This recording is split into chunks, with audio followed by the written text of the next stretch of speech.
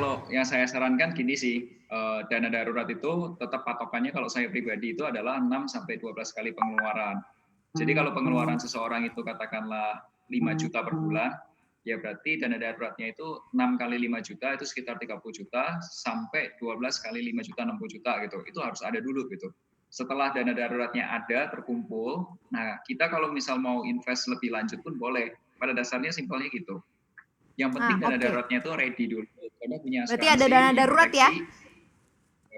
Hmm, Oke, berarti ada gitu. dana darurat Nah ya kalau masuk ke berapa dalam budget keuangan ya, Mas Melvin ya?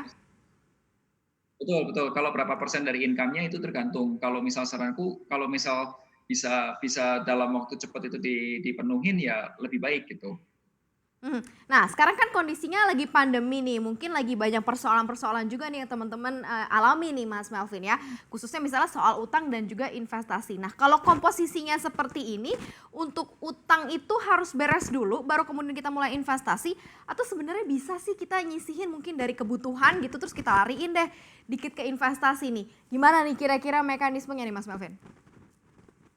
Hmm, sebentar ya. Ini logikanya seperti ini sih. Logikanya seperti ini ya. Investasi itu adalah orang berharap percepatan gitu, ya kan? Ada percepatan gitu.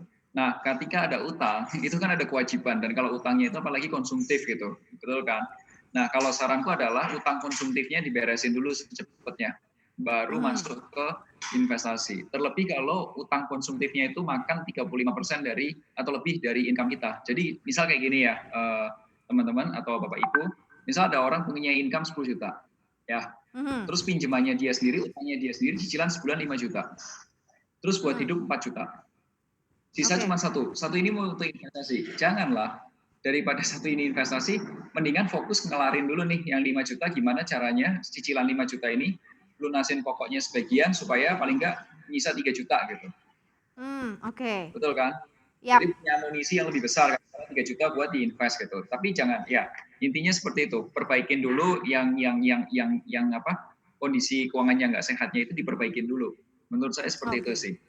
Berarti kalau selama masih ada utang, berapapun itu ya kalau bisa ya dicicil lebih banyak gitu ya biar selesainya lebih cepat gitu ya Mas Melvin ya? Yes, fokus fokus kalau misal konsumtif, loan-nya konsumtif, lunasin dulu.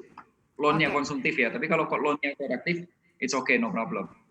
Nah, sekarang kita masuk ke yang step ketiga nih ya. Tadi sudah kebutuhan sudah, kemudian utang udah harus diberesin. Nah, sekarang kita fokus ke investasinya gitu ya. Investasi pada saat pandemi. Nah, sebenarnya kalau dari kacamata Mas Melvin Mumpuni sendiri, haruskah kita juga mengambil opportunity untuk investasi nih di saat seperti ini? Mungkin di saat segala sesuatunya masih uncertainty, kita malah men-challenge untuk investasi. Seperti apa nih? Ya, kalau saya pribadi ya, kalau ketika saya mengelola uang saya pribadi dan juga mengelola, maksudnya bukan mengelola, tapi advice gitu ya, advice klien-klien, juga kita lihat kalau kondisi keuangannya dia sudah sehat, dalam kondisi seperti ini, dia punya cukup uang untuk invest, go invest. Menurutku banyak banget saham-saham yang saham-saham perusahaan bagus, terlebih yang sempat diskon, diskonnya pun lebih sangat gede gitu dibandingin intrinsic value-nya dia gitu atau harga normalnya dia. Nah, inilah kesempatan untuk orang itu invest di saham. Begitu juga reksadana. Reksadana pun juga banyak reksadana yang ternyata dalam kondisi seperti ini pun ternyata juga sudah mulai